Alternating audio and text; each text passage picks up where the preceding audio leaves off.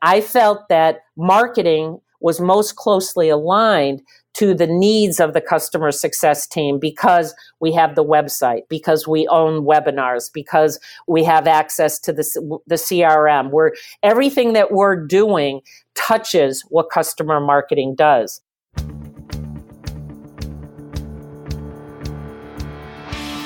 Welcome to the Modern Marketing Engine podcast, hosted by Bernie Borges. This is the podcast for the modern marketer who wants to hear from their peers in the trenches and the occasional analyst or rockstar influencer sharing strategies and tactics about what's working in modern marketing. Be sure to listen to the end of each episode for Bernie's summary and takeaways so you can plan your next move in your own modern marketing journey. Hey there, welcome to episode 267 of the Modern Marketing Engine podcast. I'm Bernie Borges, CMO of Ingresso and your host. Hey, thanks for listening. Hey, maybe you noticed that I didn't publish an episode in December. Well, I was busy with my day job and I just needed to stay laser focused on getting year-end work done. Hey, maybe you can relate. But here we are together again for a few minutes with the first episode of 2020. So I want to begin by just saying how much I appreciate you listening. Hey, I'm also a podcast listener and I know that there's a lot of choices out there. So again, I just want to begin 2020 by saying thanks for being a listener of the Modern Marketing Engine podcast. It really means a lot to me. Here's what's in store for this podcast in 2020. You ready? Well, it's more of the same interviews with marketing practitioners who are in the trenches, and they come on the show to share their story of modern marketing in action. And I get pitched pretty much on a weekly basis by people who want to be a guest on my podcast.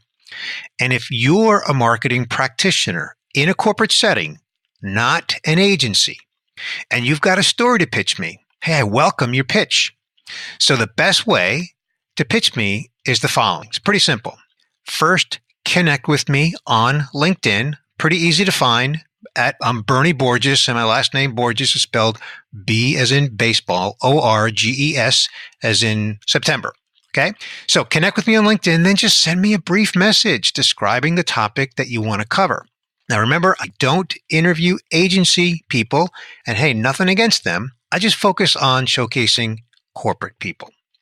All right, so let's get on with the first episode of 2020, which is episode 267. My guest is Jeanne Hopkins, CMO at Lola.com. Jeanne, welcome to the Modern Marketing Engine podcast. Thank you, Bernie. It's certainly great to be here, and you've had so many wonderful guests. You've had 266 in front of me, and I love the number 7. It's my favorite number, so I'm so glad that I'm 267. All right. Well, I guess it's your lucky day and my lucky day to have you on the podcast. That is fantastic. Well, Jeanne, I'm excited to discuss with you the topic of the role of customer success. Where does customer success fit into an organization? It's a critical role. So should it reside in marketing, in sales? Should it be a standalone organization? Although I do think I have a little insight into what you're thinking, so I'm excited to discuss that with you. But first, as you know, I always like to begin with a brief introduction to your company, Lola. I love the name. So who is Lola? What does Lola do? And of course, a little bit about your role as CMO at Lola. Oh, thanks, Bernie. Lola.com. We like to use the .com not to confuse us with a company called My Lola, which is a feminine products company that I'm currently battling for SEO superiority. Lola.com is a B2B business travel platform that allows you to save money and have transparency in your spend for T&E. And as everybody knows, business travel is really not a lot of fun. The average traveler spends about 12 hours planning their business trip and doing their expenses. We're integrated with companies like Expensify, what makes it very easy to kind of clean up after you've actually had your business trip. So Lola, L-O, stands for longitude. L-A is latitude. I did not know that. You know what else I didn't know is I didn't know that the average traveler spends 12 hours planning and documenting the trip. Wow. Yeah, we've done some research with 1,500 individuals, 1,500 business travelers. And once you start to add up all the different ways you go about a trip, thinking about what are you going to fly, where are you going to fly in and out of, how are you going to get back, where's the closest hotel, is it next to your conference, or, you start adding up all those individual times. And then when you're trying to coordinate with other people you may be traveling with, and then when you do your expenses, I mean, I don't know about you, Bernie, but you save your receipts, you take pictures of your receipts, and sometimes it works and sometimes it doesn't. Yeah, and we use Expensify as well. So, all right, fantastic. So, very innovative company, Lola.com. And of course, your role there is CMO. So, of course, as Chief Marketing Officer, that means you're responsible for all things marketing. You want to give us just a little bit of insight into what that looks like? Well, for us, we have a team that is obviously focused on creating content to be able to establish that thought leadership position.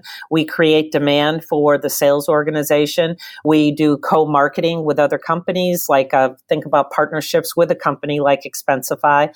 We also have a product marketing as part of our team, sales enablement, and customer success. That's all part and parcel of what we do here at Lola. Fantastic. Well, great segue to talk about customer success. And of course, the question and how we got to this recording that we're doing is, what is the role of customer success? And specifically, strategically, what is the role? Let's start there. What is the role of customer success within a company like yours, Lola.com? Well, I'm going to take a little bit of a step back, that customer success is making sure that the customer experience. So for us, the customer might be a director of finance that is actually buying the platform because they have very specific needs. But it's the user, the business traveler, that when they're on the road, they need help. I mean, I'm sure you've been places where your flight has been canceled, or perhaps you got to the hotel and they don't have a copy of your reservation. I don't know if you've ever gone to the car rental area and you don't see your name up on the screen and they have no record of things. Well, what our services team oversees, we call them wombats. That's our services team. And they, on the back end, are deep into the hotel bookings, the air flight bookings, the car rentals, to be able to help those business travelers while they're on the road. Those business travelers are the ones that give us the reviews for the most part. They're the ones that are going on to Capterra or Trustpilot or one of the review sites to be able to give us, 5 out of 5 stars, because our Wombat team have helped them when they most needed it, either via telephone call or chat. That's customer success. However, to get people onboarded, we're selling to the head of finance typically. And what they want is they want to understand the platform, the entire policy creation. And so they're a separate persona that we're selling to. And in order for them to be successful, they want to be able to get the reports broken up by department, by traveler. They want to know that people are not booking outside of policy, or the ones that are, what is the reason for that? So when we sell a customer, it comes to the customer success team, and the goal is to be able to get them onboarded and get them booking a flight within their first 30 days, booking a flight or a trip or something, actually using the platform. Because if you don't use it, think about it. You get a new bit of software. How long does it take you before you actually start using it? Or you forget you even have it. So we want people to be using it so it becomes part of the implementation process. We really triple down, not just double down, but triple down on those first 90 days, getting them onboarded, touching them regularly. And customer success is all about renewals. So we've only been charging for our product for just a little over a year. And the first customers, the product now is vastly different than what it was a year ago. So it's re-educating those customers that came on board. Maybe they didn't use it initially or use it enough, or they could have become frustrated by it. So we've been getting them onboarded back again. It's essentially a reselling process in order to get them to renew. So that's, to me, customer success. I can relate to our world of Ingresso, because when we implement a team selling program for a sales organization, we have a similar scenario where we need to get salespeople onboarded, and we rarely have 100% compliance, especially in the larger sales teams. So our customer success team is likewise working with the head of sales, head of marketing, rolling out the program and really just maximizing the onboarding process. And to your point, Jeanne, getting people sort of resold on the value over and over again. And in the long run, the higher the rate of onboarding and accomplishment, actually getting through the program, the better the results, right? And that's what it's all about. Time to value, right? You want to be able to show time to value. You want those people having a good experience so they'll convince others, particularly salespeople. They have a limited amount of time to be able to do what they need to do and hit their goals. And unless they feel confident that whatever you're giving them to be able to learn or do or act upon is going to add value to them, they won't necessarily take advantage of it. Exactly. Now, you call your service teams wombats. So why don't you elaborate on that? When we first started as a company 4 years ago, it was founded by Paul English, who also founded Kayak. And Kayak is a consumer product search tool for travel. You're probably familiar with it. And 4 years ago, he started Lola. And in his vision was it was going to be a services team that was going to help people on their personal leisure trips. So you've been to Venice and, your B2B is not there, your whatever, and you need help. So he envisioned being able to help people with a services organization in that capacity. And in reality, when you think about it, how often do you actually go on vacation? You might take your 2 weeks with your family and go to the beach, but you're going to take a big trip maybe once every 2 years or so. But business travel is much more frequent, and you're going to be able to sell to companies that are going to be able to want to take advantage of savings and that sort of thing. So the pivot to selling to companies in a B2B environment happened about 15 months ago when Mike Volpe joined as the CEO and started charging for the product rather than just asking for an app download and hoping that they would use it.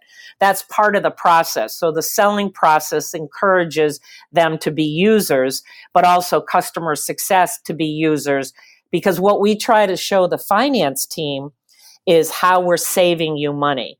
We're saving you money because in many organizations, the policy, if you will, is use your smarts on this. Just do what you think is practical. What's practical for you, Bernie, may be entirely different than what's practical for me. And sometimes individuals need to have a process or some sort of policy in order to follow. And that's what we're able to do in a very lightweight way and deliver savings through our partnerships with companies like American Express Global Business Travel. They buy 40 billion with a B worth of travel per year, travel, flights, hotels, that sort of thing. And we're able to pass the savings on to our customers.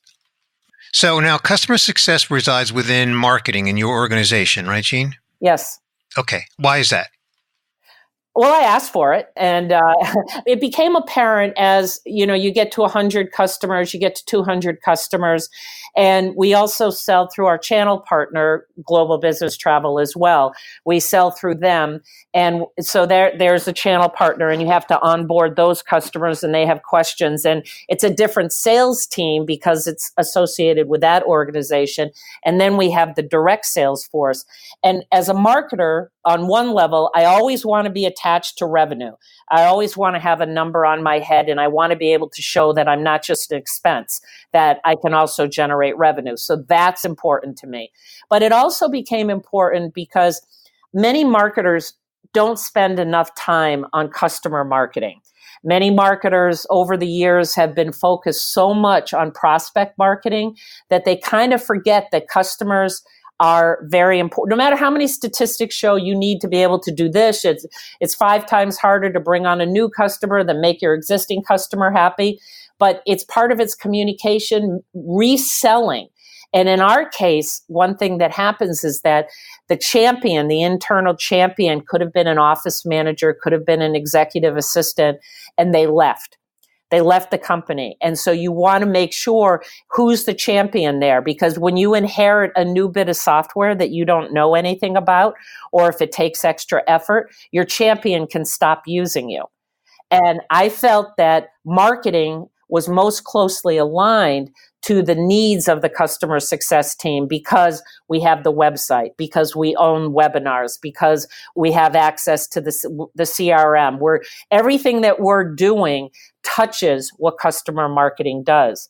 And my experience has been in previous organizations, when the CEO or the board decides that customer success is going to be one of the themes for the year, they don't know where to put it.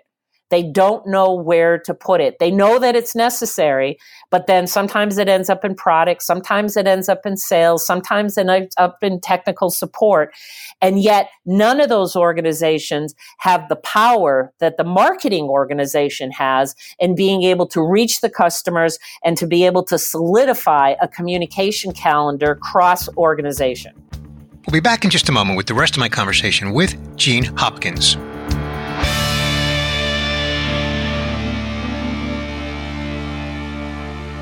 You know, at Vengresso, we run the Digital Selling Benchmark Assessment Report. It is an assessment for B2B salespeople to understand what their current state of digital selling skills are. We survey them with 10 multiple choice questions to understand where they are today with their digital selling prowess. Now, that survey is the foundation for our report called the State of Digital Selling with LinkedIn 2019 report. We summarize the findings from 862 sales reps, and we've got commentary from 15 executives. I want to invite you to download that report. Go to stateofdigitalselling.com. And we're getting ready to survey people for the 2020 version of the State of Digital Selling report.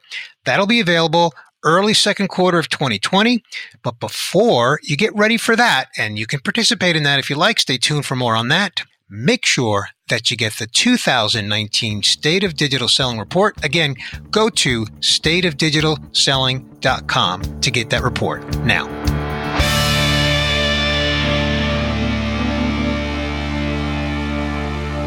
Okay, so what you're saying is that the marketing organization is best positioned to really house the customer success team because of all the different ways that you touch the customer. Well put, Bernie. Very well put.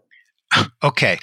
So the other part of the organization that is touching customers on a daily basis, oftentimes before they become customers, is the sales organization. So I'd love to hear the relationship, the integration, if you will, between customer success and sales at Lola.com.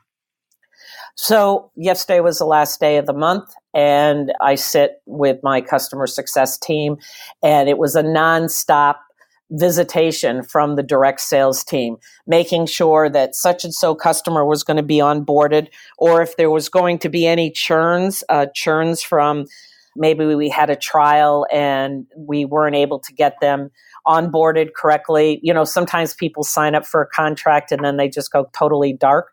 And so the salespeople are constantly reaching out and trying to figure out, not just reaching out via email, but walking over and saying, what can we do about this? What can we do about that? Because in our organization, as in many, if a customer hasn't paid or if they're not fully engaged at the end of 90 days, the salesperson enjoys a clawback. So it's in their best interest to be able to align with customer success to make sure that the customer gets onboarded, gets booking, pays their invoice, and moves forward.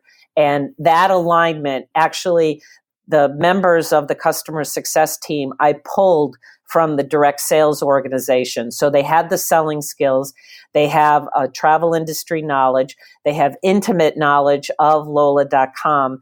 And, people are different. You have your closers and you have more of your account managers. And the team members that I have are definitely account manager farmer types that understand how to keep the ball rolling and making sure that the customer has enjoyed time to value, has been able to see the value of the product. I love that. Customers enjoying the time to value. I want to dig a little bit deeper into that because I think that's a really key point. The point I'm getting at, Jeanne, is that you've got people in customer success who came from sales. You said a moment ago that they're the account manager type. So how did you go about doing that? Did you have to sell that internally to kind of poach from sales? And even once you got buy-in from a leadership standpoint, what about selling it to the people? Like, hey, come over to customer success and give up all those great commissions that you're earning, that kind of thing. Give us some insight into that. That's a good point. I think I have a pretty good reputation for team building and making sure that they are part of a team. I think one of the challenges when you're in direct sales, no matter how much you're going after team goals, it still is a party of one. And what we've been able to do, I think, is with the customer success team being part of marketing, they had access to the resources, they had access to the training. I've been able to train the customer success team into the value of marketing. I'm just going to say, Bernie, to me, a really good marketing person has to have some sales experience. They have to know how darn hard that job is, how hard it is to hear no, no, no, no, and not become dejected or discouraged. And what I believe is that, with my first one that came over, I thought he was going to be good. And I was concerned about him being a party of one. When we opened up the customer success team in February, I said, he can't be by himself. He needs to be part of something bigger because that's just the kind of guy he is. Mike is his name. He's great. He's awesome. And defining this particular role. So, you create the job description, you try to figure out what are the metrics that we're going to look at quarter after quarter? How are we going to be able to define it? And what does success look like? And he did it. The poor guy, he was working constantly and trying to, because he had a backlog of customers that hadn't been touched yet. But working with the team, he got a lot done. And then other salespeople realized that maybe that kind of sales process, that kind of more direct going into a hard close kind of an environment in a more transactional kind of a sale wasn't for them. And they were really strong people that I think I indicated to you. Many people here at Lola started as wombats and have moved into different kinds of leadership. And so people have wanted to come to work for the customer success team because they know that they're going to learn and be part of something super successful. What about either cross-selling, upselling, or just the renewal? Is there any kind of either incentive or motivation or gamification or anything that really, blurs the line between customer success and sales? Yes, because renewals are very important, as you can imagine, that we want our customers to be able to renew with us. And in part of that process, we actually had a price increase on October 1. So we are renewing at a higher rate. Now, before we did the price increase, we said, hey, customers, we're going to be renewing that. You're up for a renewal. Just want to let you know we're going to have a price increase. So if you'd like to renew early, come on down. And we've been able to upgrade some customers. And because they have a lot more travelers, they have a need for a bigger platform. And because they have that sales mindset, the customer success leaders, as well as the ability to help people understand how to use the platform, it's super simple. It's very easy. And yet trying to get people to use it consistently in order to save money and have transparency into their spend. It is an upsell, cross-sell. We have one product, but if there's more employees on the platform, we upgrade them to the next level. Do all your people on the customer success team really have that sales mindset and that responsibility of renewal? I have delegated. I've got one guy currently doing renewals right now, and he had a really good October. He had a 75% success rate, which we were very happy with, was much higher than we thought it might have been. So he's been focusing on renewals. And to tell you the truth, our first renewals were in August and September, and I was doing them. I wanted to be able to talk to the customer. I wanted to find out, would they renew? What would it take to get them to renew? Did they understand? So I feel that my role is customer success as well. If the customers are satisfied, and we know we're the number one travel management software out there as rated by our customers, I wanted to hear if people didn't want to renew, why not? Absolutely. And I do think that renewals are unique enough, specialized enough to have a specialized focus. And that's a concept that's been around for a while. I remember in another life seeing that in action. Yeah. All right, Jeanne. Well, what I want to do is we're at a point in the podcast where I want to do kind of a quick recap of what we discussed. And then I'll ask you to elaborate a little bit on anything that you want to elaborate on. Then we'll get your digital contact information, and then we'll bring this episode to a wrap. And we begin our conversation with a brief introduction to your company, Lola.com, not to be confused with that other Lola company, founded by Paul English, the founder of Kayak. And you are a B2B business travel software platform. You sell to finance people who really need transparency and control over all the T&E, but the actual users are the people inside those company and those companies that do the traveling. It's an app that they can use. It's a light app. And you mentioned that you're really helping them cut down on both time and also just the hassles of travel, which we can all relate to. As a CMO there, you're responsible for all things marketing, content for thought leadership, demand gen. You also do co-marketing with partners, product marketing, sales enablement, and of course, what we discussed today, customer success. So as we discussed, first, what is the role of customer success? And you said, hey, it's all about making sure that the user is happy, that they get the help that they need. Your customer success team is made up of what you call wombats. They're deep into the bookings. They're helping the travelers with every nook and cranny detail is how I understand it. But you're selling to the head of finance, and that's a person who really needs to understand your platform before they sign off on it. And they need to understand that they're going to get great reporting and understand how people are using the system and that they're getting value from it. And ultimately, your goal within every customer is to get those users onboarded so that they will renew. We talked about why customer success is in marketing at Lola.com. And you said that you always want to be tied to revenue and that many marketers aren't focused on customer marketing, and customer success enables you to really have that intimate touch with customers each and every day. Things like when a champion that was there when you won the customer, if they leave, then you can still be close to the customer to win over whoever takes over for that responsibility. And a lot of times customer success doesn't have a home in an organization, but marketing is really best suited because marketing has the power to really touch that customer and understand that customer on a daily basis. We also talked about the integration of customer success with sales. You mentioned that you're in constant communication with sales. They need to know what's the status of the current customer. Is the customer fully engaged? Everybody onboarded? And, you've got people on your team that have that sales background.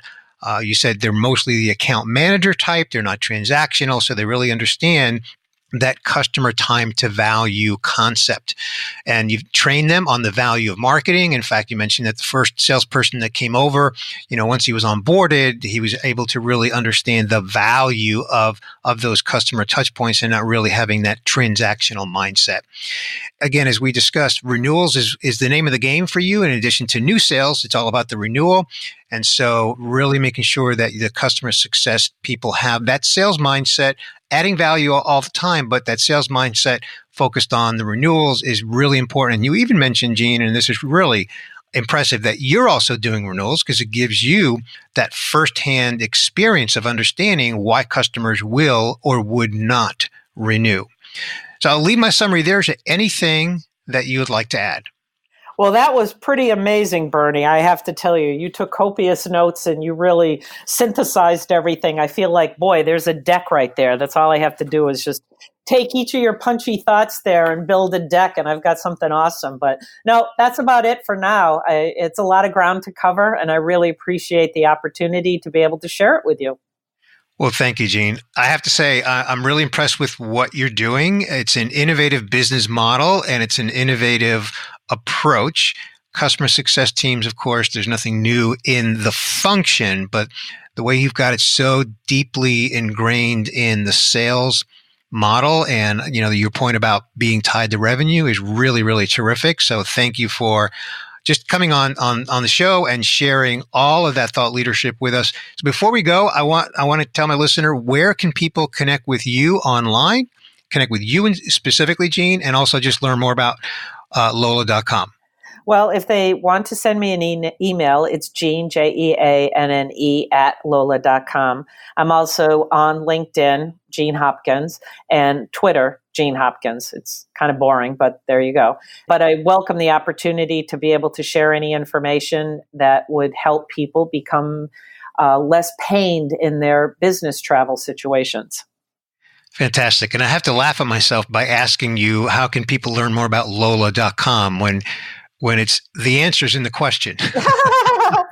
Well, we had to start using the .com. That's all I can say, Bernie. It's a struggle, and I know that when I say that, I just want to be able to be found first. And by doing the .com, that's a branded search, and you'll find us. Fantastic. Well, Jeanne, thank you so much. Had a blast. Thank you so much for being here today. Thank you, Bernie. Hey, remember to get the 2019 version of the State of Digital Selling report. Just go to stateofdigitalselling.com.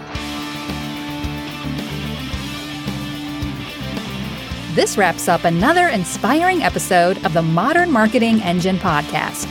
If you want to share this podcast with a friend, let them know that we're available on iTunes, Stitcher, SoundCloud, and Google Podcasts. And we love 5-star reviews.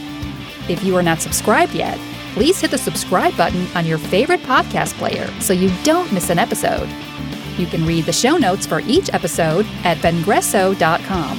While you're there, sign up to receive the show notes delivered to your inbox through our weekly alerts. And be sure to also check out our Selling with Social podcast hosted by Vengresso CEO Mario Martinez Jr. Again, you'll find our show notes at vengresso.com. And that's 1 S in Vengresso.